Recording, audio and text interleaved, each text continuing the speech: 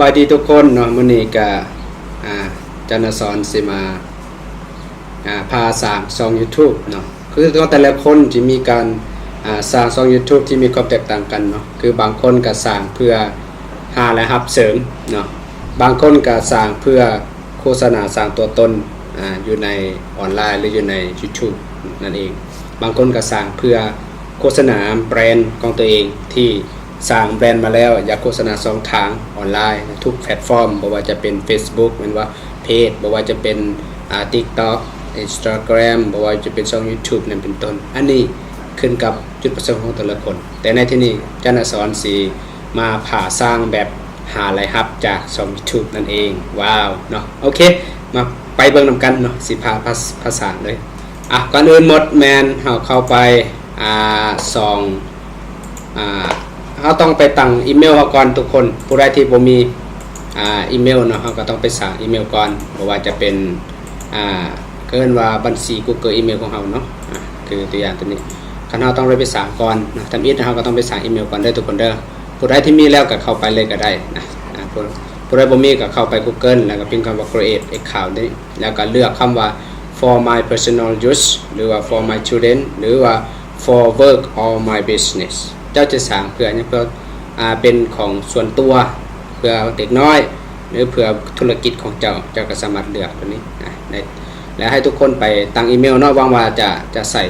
อีเมลหรือว่าตั้งอีเมลเป็นแล้วเนาะแต่ต่อไปสิพาสร้างเลยบ่เสียเวลาในที่นี้แมน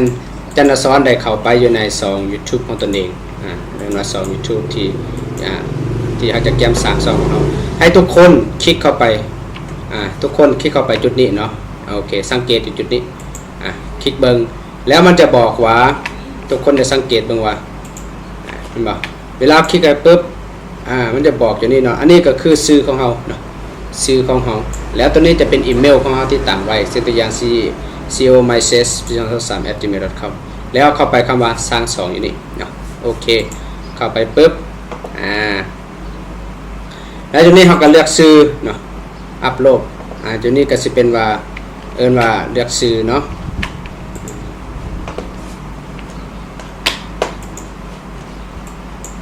ทีนี้จะเลือกชื่อเนาะโอเคแป๊บนึงทุกคน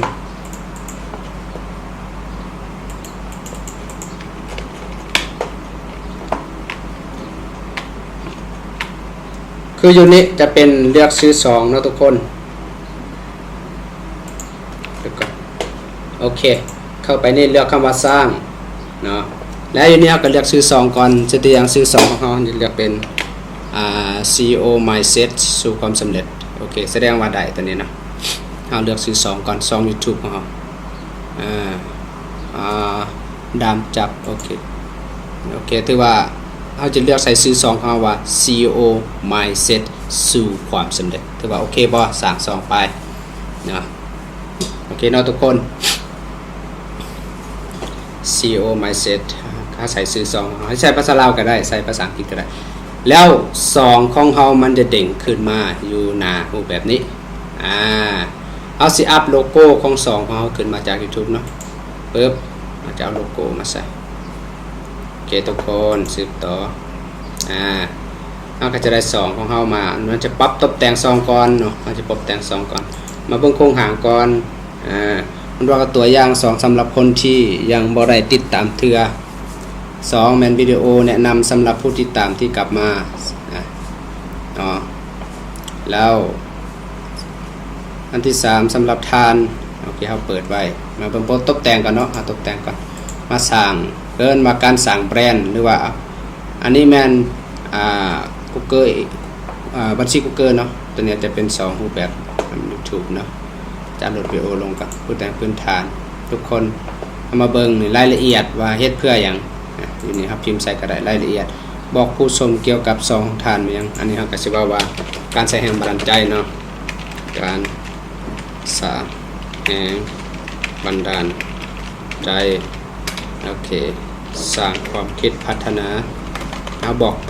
ตามผู้ชมได้สร้างความคิดแบบการพัฒนาโอเคความสำเร็จแบบคนพัฒนาสำเร็จแบบ คนพัฒนาอันนี้เฮาเขียนใส่บอกท่านผู้ชมแล้วปึ๊บช่องทาง YouTube ของเฮาอีเมลเฮาปอนข้อมูลผู้ติดต่อใส่ o my set 2023 at gmail.com โอเคเอาปอนข้อมูลเอาไว้ไปเข้าติดต่อเฮาตัวนี้แมนลิงก์เนาะแบบแบ่งปันผ่านผู้ชมของทานเนาะซึ่งสามารถเบิ่งเห็นลิงก์ดังกล่าวได้อยู่โปรไฟล์ของทานได้เฮาก็เอาลิงก์ YouTube เฮามาใส่กันเฮาจะเฮา copy ลิงก์ของเฮา2มาใส่ลองเบิ่งบ่ได้ต้องเป็นลิงก์บ่ใส่ก็ได้เนาะบ่ใส่เทื่อโอเค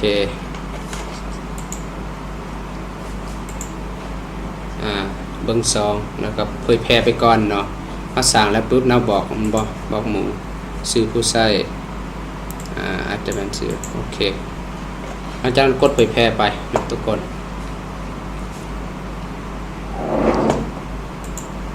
โปรดที่2เบิ่งที่2จุดอันยังบ่ทันได้เอาอัพวิดีโอลงทุกคนเอาให้อัพวิดีโอลง